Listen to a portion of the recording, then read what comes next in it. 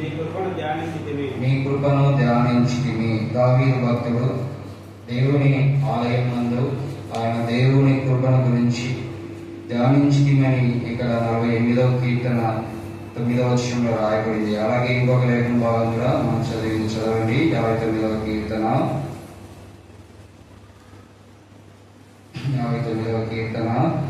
16వ వచనము చదవండి. నీవు నాకు ఎత్తైన కోటగా ఉన్నావు, ఆపద్దినమున నాకు ఆశ్రయముగా ఉన్నావు. నీ బలమును గూర్చి నేను కీర్తించేదను. ఉదయమున నీ కృపను గూర్చి ఉత్సాహ గానము చేసేదను. చాలా ఇక్కడ దావీదు భక్తుడు దేవుని సన్నిధిలో దేవుని ఆలయం నందు దేవుని కృపను గురించి ధ్యానిస్తూ వచ్చాడు.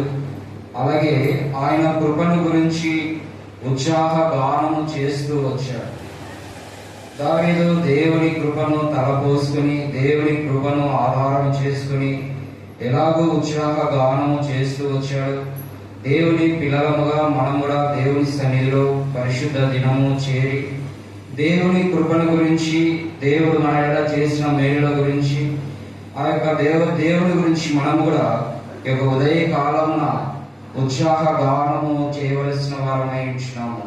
అసలు దేవుని కృప అనగా ఏంటి అని మనం ఆలోచించినట్లయితే మనందరికీ తెలుసు. దేవుని కృప అనగా మనము దేనికైతే అర్హులము కాదో దానికి దేవుడు మనల్ని అర్హులుగా చేస్తూ వచ్చాడు. ఒకప్పుడు మనము దేవుని ప్రజలము కాదు, దేవుని ఎరగని వారము, ఈ లోకంలో జీవించిన వారము.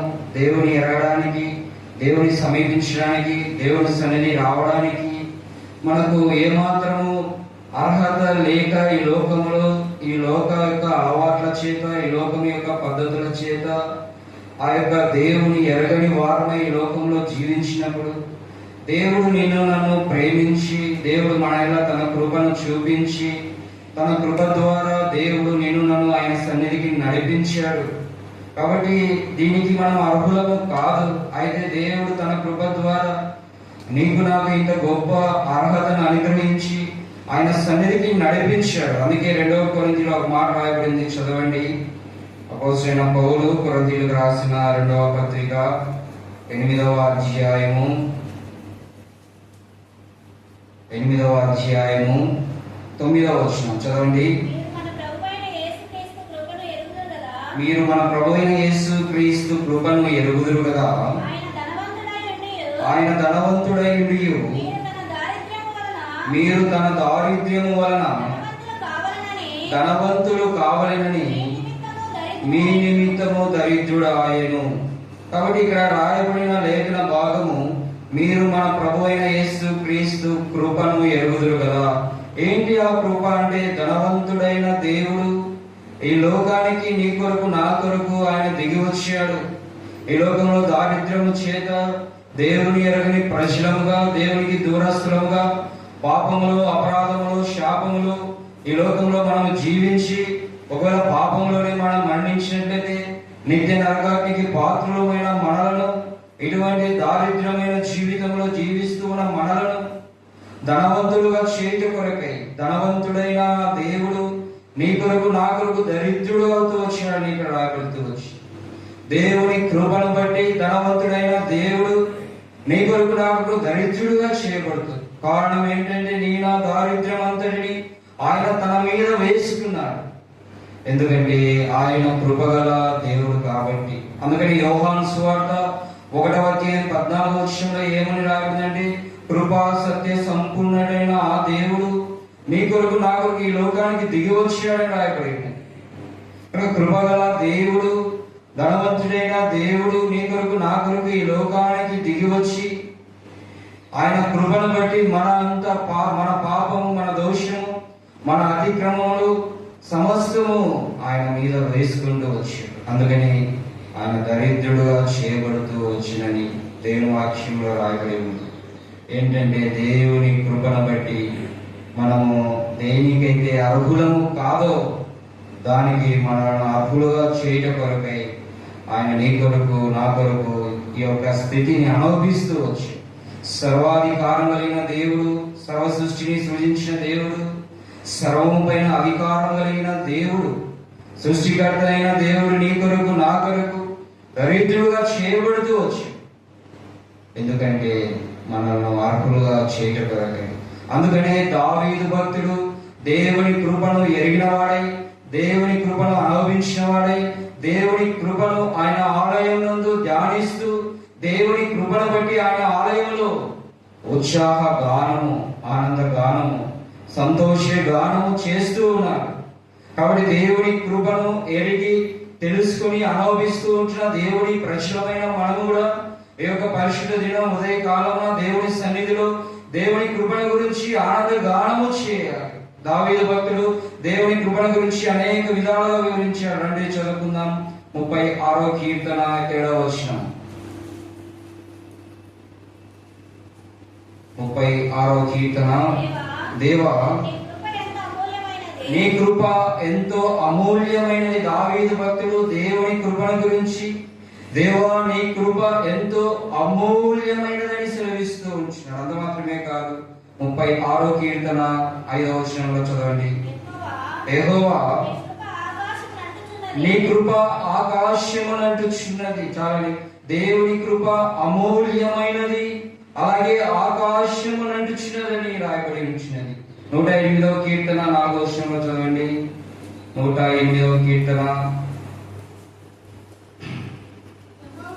యెహోవా నీ కృప ఆకాశము కంటే ఎత్తైన. దేవుని కృప అమూల్యమైనది, దేవుని కృప ఆకాశము అంటుచున్నది. తర్వాత దేవుని కృప ఆకాశము కంటే ఎత్తైనదని దావీదు భక్తుడు దేవుని కృపణ గురించి తలపోసుకొనొచ్చు దేవుని ఆరాధిస్తూ ఉంటున్నాడు. అంత మాత్రమే కాదు, 63వ కీర్తన 3వ వచనంలో చదవండి. నీ కృప జీవము కంటే ఉత్తమం.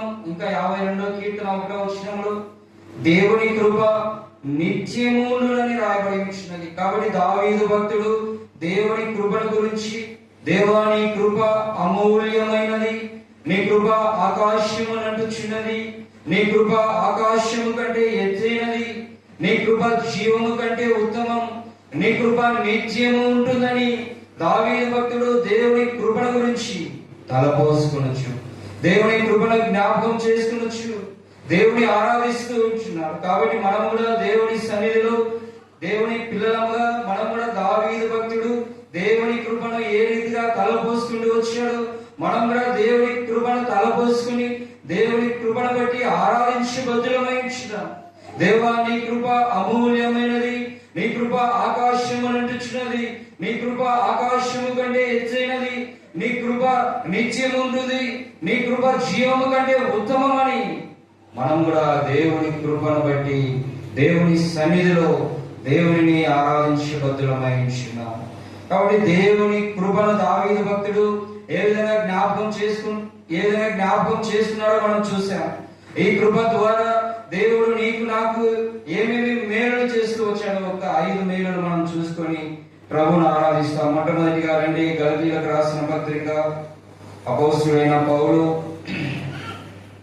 గలతీయులకు రాసిన పత్రిక 1వ అధ్యాయము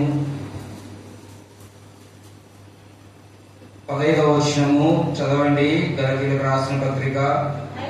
అయినను తల్లి గర్భమునందు పడినది మొదలుకొని నన్ను ప్రత్యేకపరచి తన కృప చేత నన్ను పిలిచిన దేవుడు. చాలగా ఇక్కడ ఏమనిందంటే తన కృప చేత నన్ను పిలిచిన దేవుడు. దేవుడు తన కృప ద్వారా నీకు నాకు చేసిన మొట్టమొదటి మేలు ఏంటంటే తన కృప ద్వారా నిన్ను నన్ను పిలుస్తూ వచ్చాడు. ఎప్పుడు పిలిచాడు? తల్లి గర్భమునందు పడినది మొదలుకుని నన్ను ప్రత్యేకపరచి, దేవుడు నిన్ను నన్ను ప్రత్యేకపరుస్తూ వచ్చాడు. తల్లి గర్భమునందు పడినది మొదలుకుని ఆయన ప్రత్యేకపరచి తన కృప చేత దేవుడు నిన్ను నన్ను పిలుస్తూ వచ్చాడు. ఇర్మియా గ్రంథంలో రాయబడినది తల్లి గర్భములో పిండముగా రూపింపబడక మునిపే, ఎఫెసీ 1:6 రాయబడినది జగత్తు పునాది వేయబడక మునిపే నేను నిన్ను ఏర్పరచుకున్నానని రాయబడి ఉంది. దేవుడు తన కృప ద్వారా మొట్టమొదటిగా నీకు నాకు అనుగ్రహించిన మేలు ఏంటంటే ఆయన తన కృప ద్వారా నిన్ను నన్ను పిలుస్తూ వచ్చాడు. కాబట్టి దేవుని కృపను బట్టి పిలువబడిన నీవు నేను దేవుని సన్నిధిలో ఆరాధించాలి. ఆయన కృపను జ్ఞాపకం చేసుకుని, దేవాని కృపను బట్టి తల్లి గర్భమునందు పడినది మొదలుకొని నన్ను ప్రత్యేకపరిచి నన్ను మీరు పిలిచారని ప్రభువుని జ్ఞాపకం చేసుకోవాలి. ఈ లోకంలో ఎటువంటి పరిస్థితిలో ఉంటున్న మానవుని, ఈ లోకంలో నీవు నేను ఎటువంటి స్థితిలో ఒకప్పుడు ఉండి వచ్చాము, ఎటువంటి స్థితిలో ఉన్న మానవుని దేవుడు తన కృప ద్వారా పిలిచాడంటే రండి చదువుదాం. 1 పేతురు 2వ అధ్యాయము.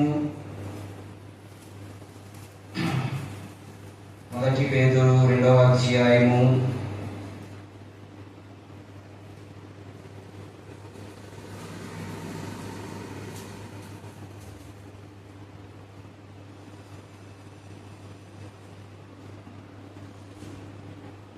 1 పత్రిక 2వ అధ్యాయము 9వ వచనం.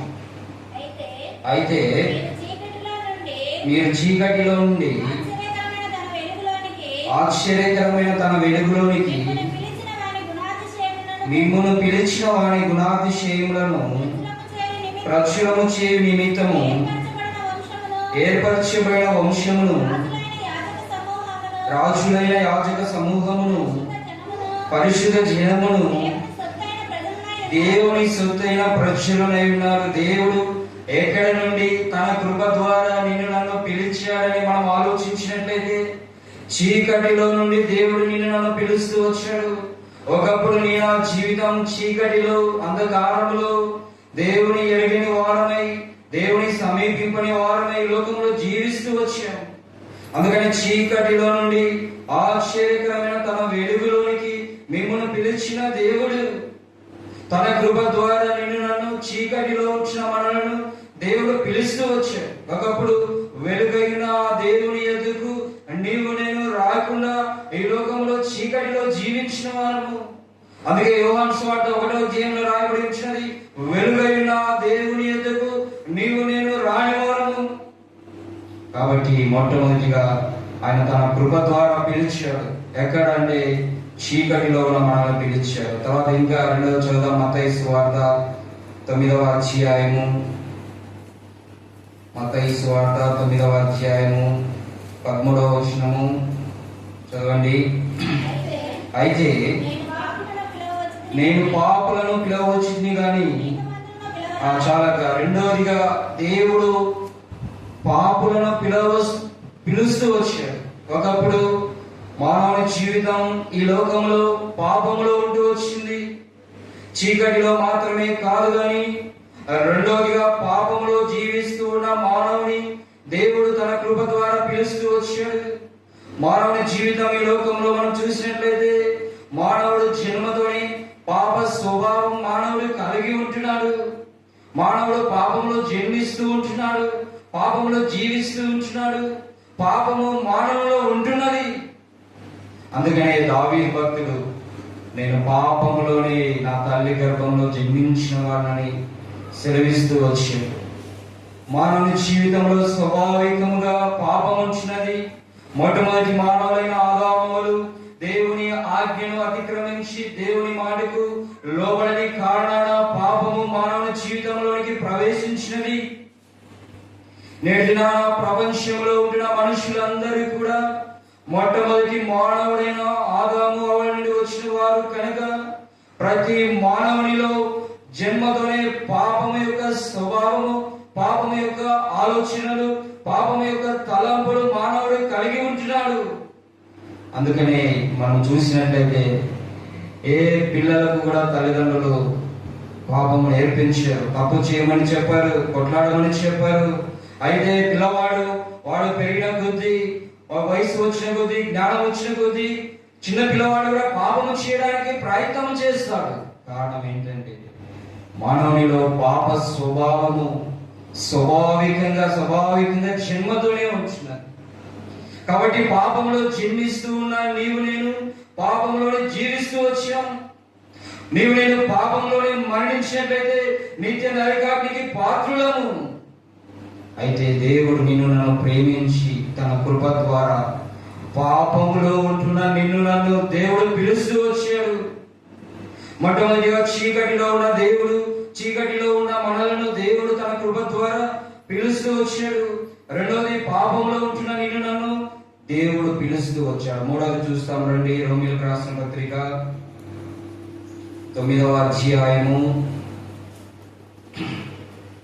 రోమీయులకు రాసిన పత్రిక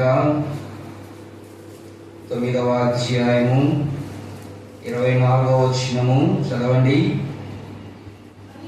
మరియు మహిమ పొందుటకు ఆయన ముందుగా సిద్ధపరచిన కరుణాపాత్ర ఘటముల ఎడల, అనగా యూదులలో నుండి మాత్రము కాక అన్య జనములలో నుండి ఆయన పిలిచిన మన ఎడల, చాలక అన్య జనములలో నుండి ఆయన పిలిచిన మన ఎడల దేవుడు తన కృప ద్వారా తల్లి గర్భమున పడినది మొదలుకొని ప్రత్యేకపరిచి నిన్ను నన్ను పిలుస్తూ వచ్చాడు. మొట్టమొదటిగా నీవు నేను చీకటిలో ఉండి వచ్చాము, రెండవదిగా పాపంలో ఉండి వచ్చాము, మూడవదిగా నీవు నేను ఈ లోకంలో అన్య జనాంగంలో ఉండి వచ్చాము. దేవుని ఎరుగని ప్రజలము, దేవునికి దూరస్తులము. అందుకే ఎఫెసీయులకు రాసిన పత్రికలో ఒక మాట రాయబడింది, చదవండి. ఆరాధన తలంపులకు మంచిగా ఉంటుంది, చదవండి. ఎఫెసీయులకు రాసిన పత్రిక 2వ అధ్యాయము 12వ వచనం. ఆ కాలమందు ఇశ్రాయేలుతో సహపౌరులు కాక పరదేశులను, వాగ్దాన నిబంధన లేని పరజనులను, నిరీక్షణ లేని వారును, లోకమందు దేవుడు లేని వాడునయుండి క్రీస్తుకు దూరస్తులైంటురని మీరు జ్ఞాపకము చేసుకోండి. చాలక ఆ కాలమందు నీవు నేను ఇశ్రాయేలుతో సహపౌరులను కాదు, పరదేశులను, వాగ్దాన నిబంధన లేని పరజనులను, నిరీక్షణ లేని వారము, లోకమందు దేవుడు లేని ప్రజలము. అంటే అన్య జనాంగంలో ఉంటూ వచ్చాము. ఇటువంటి స్థితిలో ఉన్న నిన్ను నన్ను దేవుడు ప్రేమించి తన కృప ద్వారా పిలుస్తూ వచ్చాడు. ఎంత గొప్ప ఆధిక్యత దేవుడు నీకు నాకు అనుగ్రహించాడు. ఈ లోకంలో ఎంతో మంది జ్ఞానం కలిగిన వారు, ఎంతో మంది గొప్పవారు, ఎంతో మంది ఆస్తి పాస్తులు కలిగిన వారు, అందచందాలు కలిగిన వారు ఎంతో మంది ఉంటున్నారు. అయితే వారికి లేదు ఈ భాగ్యము. చదవండి, 1 కొరింథీ 1వ అధ్యాయము 26వ వచనం. క్షమించండి, 27వ వచనం. 26 నుంచి చదవండి. సహోదరులారా, మిమ్మల్ని పిలిచిన పిలుపును చూడి, మీలో లోకరీతిని జ్ఞానులైనను, గనులైనను, గొప్ప వంశపు వారైనను అనేకులు పిలువబడలేదు. కానీ ఏ శరీరియు దేవుని ఎదుట అతిశయింపకున్నట్లు జ్ఞానులను సిగ్గుపరచకు లోకముల నుండి వెర్రి వారిని దేవుడు ఏర్పరచుకుని ఉన్నాడు. బలవంతులైన వారిని సిగ్గుపరచుటకు లోకంలో బలహీనులైన వారిని దేవుడు ఏర్పరచుకుని ఉన్నాడు. ఎన్నికైన వారిని వ్యర్థము చేయుటకు లోకములో నీచులైన వారిని, తృణీకరింపబడిన వారిని, ఎన్నిక లేని వారిని దేవుడు ఏర్పరచుకుని ఉన్నాడు కదా. ఎంత గొప్ప ఆధిక్యత! ఈ లోకంలో వరి వారిని, తృణీకరించబడిన వారిని, బలహీనులైన వారిని, ఇటువంటి స్థితిలో ఉంటున్న మానవులమైన మనలను దేవుడు ఏర్పరచుకుని పిలుస్తూ వచ్చాడు కదా. తన కృప ద్వారా ఇంత గొప్ప ఆధిక్యత దేవుడు నీకు నాకు అనుగ్రహించాడు. కాబట్టి మొట్టమొదటిగా తన కృప ద్వారా నిన్ను నన్ను పిలుస్తూ వచ్చాడు. పాపములో ఉంచిన మనలను, చీకటిలో ఉంచిన మనలను, అన్య జనాంగంలో ఉంచిన మనలను దేవుడు మనల్ని పిలుస్తూ వచ్చాడు. బలహీనులైన మనలను, తృణీకరించబడిన మనలను, వెరివారమైన మనలను దేవుడు తన కృప ద్వారా పిలుస్తూ వచ్చాడు. కాబట్టి మొట్టమొదటి తలంపు తన కృప ద్వారా పిలిచాడు. తర్వాత రెండోది చూస్తాం రండి, కృప ద్వారా నీకు నాకు చేసిన మేలు. ఎఫెసీయులకు రాసిన పత్రిక, గుర్తుపెట్టుకోండి, తలంపులు ఆరాధన వాక్యానుసారంగా చేయండి. ఎఫెసీయులకు రాసిన పత్రిక 1వ అధ్యాయము 7వ వచనం. దేవుని కృపా మహదైశ్వర్యమును బట్టి ఆ ప్రియుని యందు ఆయన రక్తము వలన మనకు విమోచనము, అనగా మన అపరాధములకు క్షమాపణ కలిగి ఉన్నది. దేవుని కృప మహదైశ్వర్యమును బట్టి నీకు నాకు కలిగిన రెండవ మేలు ఏంటిని మనం ఆలోచించినట్లయితే, మొట్టమొదటిగా తన కృప ద్వారా దేవుడు నిన్ను నన్ను పిలుస్తూ వచ్చాడు. రెండవదిగా తన కృప ద్వారా నీకు నాకు క్షమాపణ అనుగ్రహించాడు. ఈ లోకములు అపరాధములు, పాపములు, అతిక్రమములు, దోషములు ఈ లోకంలో జీవిస్తూ ఉంటున్న నిన్ను నన్ను దేవుడు క్షమిస్తూ వచ్చాడు. ఎలా క్షమించాడు? ఆయన రక్తము వలన మనకు విమోచనం, అనగా మన అపరాధములకు క్షమాపణ కలుగుతూ వచ్చింది. ప్రియులారా, ఆయన నీ నా అపరాధముల నిమిత్తమై, నీ నా దోషముల నిమిత్తమై, నీ నా పాపముల నిమిత్తమై ఆ కలువరి శిలువలో ఒక నిలువుకొయ అడ్డుకొయ మీద వేలాడుతూ తన చేతులకు మేకులు, కాళ్ళకు మేకులు, తలకు ముళ్ళ కిరీటం, ఒళ్ళంతా కూడా దెబ్బలు ఆయన తింటూ వచ్చాడు. తన రక్తమంతా ఆయన చిందిస్తూ వచ్చాడు. ఆయన రక్తము వలన నీకు నాకు క్షమాపణ కలుగుతూ వచ్చింది. కాబట్టి దేవుని సన్నిధిలో దేవుని కృప ద్వారా నీ నా అపరాధములకు, పాపములకు, దోషములకు, అతిక్రమములకు క్షమాపణ కలుగుతూ వచ్చింది. కాబట్టి ప్రభువును మనం ఆరాధించే బద్దలమై ఉంటున్నాము. మొట్టమొదటిగా కృప ద్వారా పిలిచాడు, రెండవది కృప ద్వారా క్షమించాడు. ఆయన క్షమించడం మాత్రమే కాదు కానీ రండి యెషయా గ్రంథము 43వ అధ్యాయము చదవండి. యెషయా గ్రంథము 43వ అధ్యాయము వేగంగా చదువుదాము, టైం తక్కువ ఉంది. 25వ వచనం, 43:25వ వచనం. నేను నేనే నా చిత్తానుసారముగా నీ అతిక్రమములను తుడిచివేయుచున్నాను, నేను నీ పాపములను జ్ఞాపకము చేసుకున్నాను. దేవుడు సెలవిస్తున్నది ఏంటంటే, నీ అతిక్రమములు, నీ పాపములు, నీ దోషములు నేను తుడిచివేశాను, అనగా క్షమించాను. క్షమించడం మాత్రమే కాదు అని ఇక ఎన్నటికీ జ్ఞాపకము చేసుకున్నానని దేవుని వాక్యము సెలవిస్తా ఉంటున్నది. ఈ లోకంలో ఉంటున్న మనుషులైతే ఒకవేళ నీ నా పాపములు క్షమించవచ్చు కానీ తిరిగి మరలా అవి జ్ఞాపకము చేసుకుంటారు. అయితే దేవుడు నీ నా పాపములను జ్ఞాపకము చేసుకున్నానని సెలవిచ్చాడు. ఇదే 38వ యెషయా గ్రంథం 38వ అధ్యాయంలో నీ నా పాపములు ఆయన వీపు వెనుక తట్టు పారవేసినని రాయబడి ఉంటున్నాడు. కాబట్టి దేవుడు మన పాపములు, మన అతిక్రమములు క్షమించడం మాత్రమే కాదు కానీ జ్ఞాపకము చేసుకున్నాను, మరి వీపు వెనక తట్టు పారవేసినని రాయబడి ఉంటున్నాడు. అలాగే కీర్తన 103:12 చదవండి. 103వ కీర్తన. పడమటికి తూర్పు ఎంత దూరమో ఆయన మన అతిక్రమములను అంత దూరం. పడమటికి తూర్పు ఎంత దూరమో ఆయన నీ నా పాపములు, నీ నా అతిక్రమములు అంత దూరపరచి ఉన్నారు. కాబట్టి దేవుడు ఎంత ప్రేమ కలిగిన దేవుడు, మన పాపములు క్షమించడం మాత్రమే కాదు కానీ మన పాపములను జ్ఞాపకము చేసుకుని సెలవిచ్చాడు. నీ నా పాపములు ఆయన వైపు వెనుక తట్టు వేసుకుంటూ వచ్చాడు. నీ నా పాపములను బట్టి ఆయన వైపు దున్నబడుతూ వచ్చింది.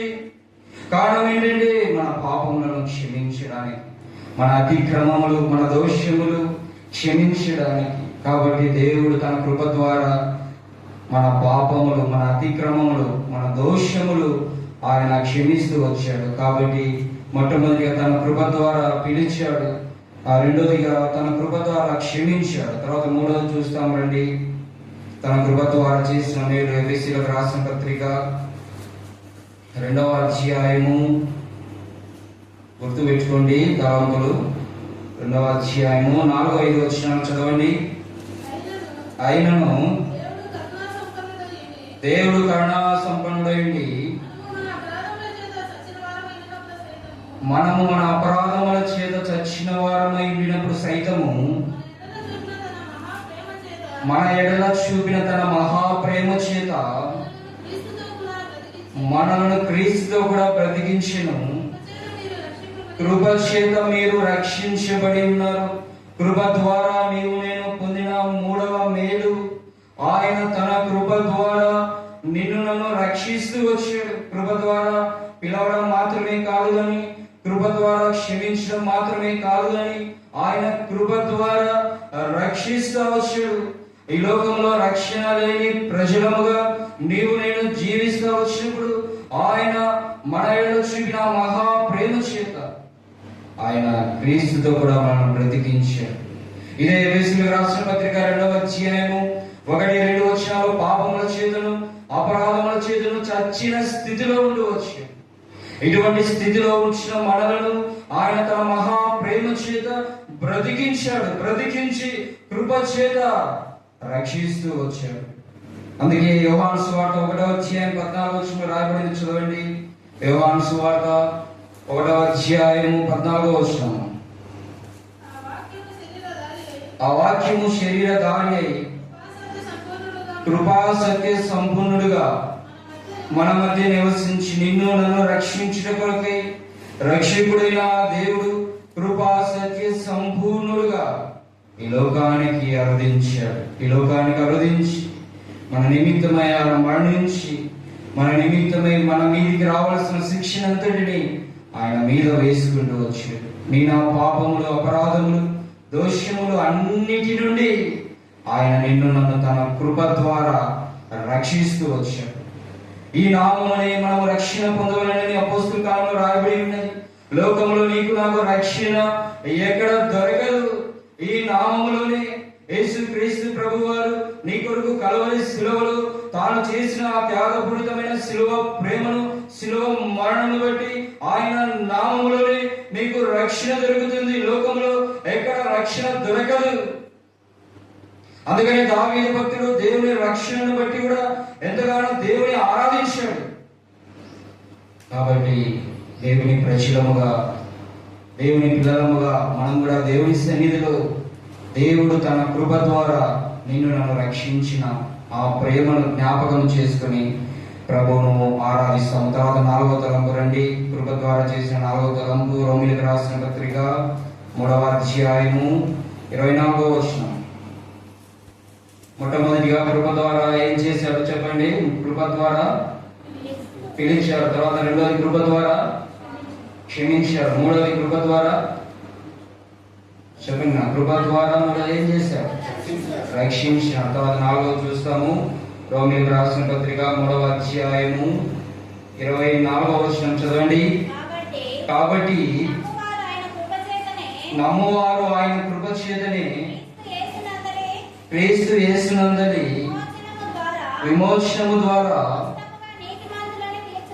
ఉచితముగా నీతిమంతులుగా తీర్చబడుతున్నారు.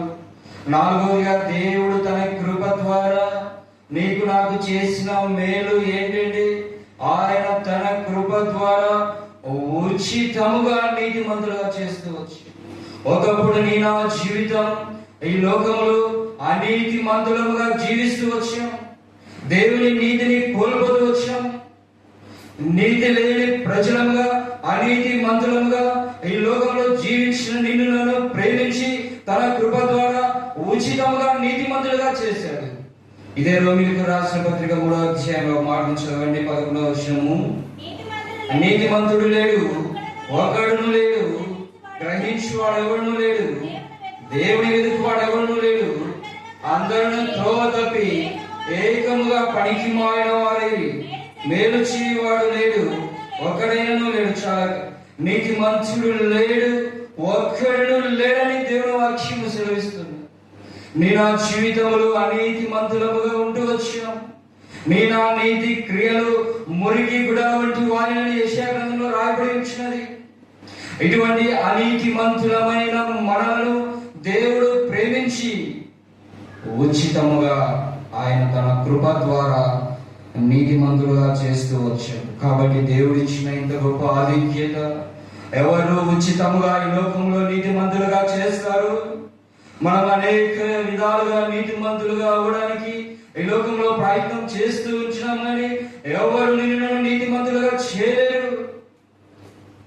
ఆ దేవాది దేవుడు, సర్వ సృష్టికర్త అయిన దేవుడు తన కృప ద్వారా ఉచితముగా నమ్మువారు ఉచితముగా నీతిమంతులుగా చేయబడుతూ వచ్చారు. నీవు నేను ఎటువంటి కార్యము చేయలేదు, నీవు నేను ఆయనకు ఏమీ ఇవ్వలేదు. ఉచితముగా కేవలం ఆయన మాట నమ్మడం ద్వారా ఉచితముగా నీతిమంతులుగా చేయబడుతూ వచ్చాం. కాబట్టి 4వది ఆయన కృప ద్వారా ఆయన నీతి మంతులుగా చేస్తూ వచ్చాడు. కాబట్టి ప్రభువును ఆరాధించాం. 5వ చూస్తాం రండి. తిమోతి రాసిన 2వ పత్రిక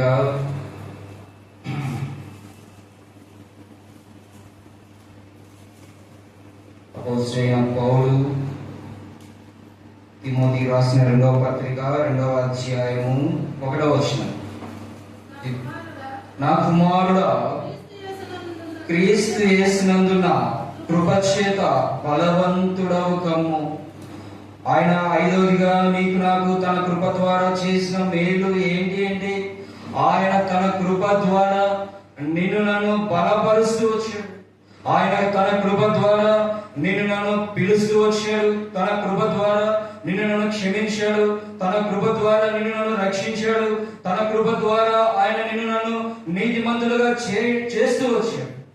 ఆయన తన పిల్లలుగా చేసుకుంటూ వచ్చాడు. అంత మాత్రమే కాదు కానీ ఈ యాత్రా జీవితంలో అన్ని పరిస్థితులలో చాలిన దేవుడుగా ఆయన కృప చేత నిన్ను నన్ను బలపరుస్తూ వచ్చాడు. ఎన్నో బలహీనమైన పరిస్థితులలో, ఎన్నో అపాయకరమైన పరిస్థితులలో, ఎన్నో అనారోగ్య పరిస్థితులలో, ఎన్నో కృంగిదల పరిస్థితులలో, ఎన్నో దుఃఖాలలో దేవుడు నీకు నాకు తోడుగా ఉండి ఆయన నిన్ను నన్ను బలపరుస్తూ వచ్చాడు తన కృప ద్వారా. కాబట్టి దేవుని కృప ద్వారా బలపరచబడిన మనము, దేవుని కృప ద్వారా రక్షించబడిన మనము, దేవుని కృప ద్వారా పిలబడిన మనము, దేవుని కృప ద్వారా నీతిమంతులుగా చేయబడిన మనము, దేవుని కృప ద్వారా ఆదరించబడి ధైర్యపరచబడి ప్రోత్సహించబడి యాత్రా జీవితంలో ఆయన తన కృప ద్వారా నీకు నాకు తోడుగా ఉండి వచ్చిన విధానమును, ఆయన ప్రేమను తలపరుచుకుని ఈ యొక్క ప్రభు దినం ప్రభువును మనం ఆరాధించాలి. అందుకనే దావీదు భక్తుడు దేవుని కృపణ గురించి ఆయన ఆలయం నందు ధ్యానిస్తూ ఆయన కృపణ గురించి ఉత్సాహ గానము చేస్తూ వచ్చాడు. సంతోష గానము దావీదు భక్తుడు చేస్తూ వచ్చాడు.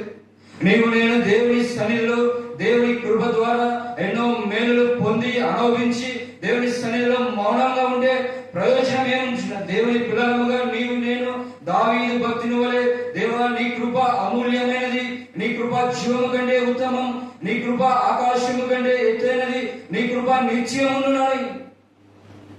దావీదు భక్తుడు దేవుని కృపను తలపోస్తున్న రీతిగా దేవుని కృప ద్వారా నీవు నన్ను పిలుస్తూ వచ్చావు. దేవా నీ కృప ద్వారా నన్ను రక్షించావు. నీ కృప ద్వారా నన్ను నీతిమంతులుగా చేశావు. నీ కృప ద్వారా నన్ను బలపరిచావు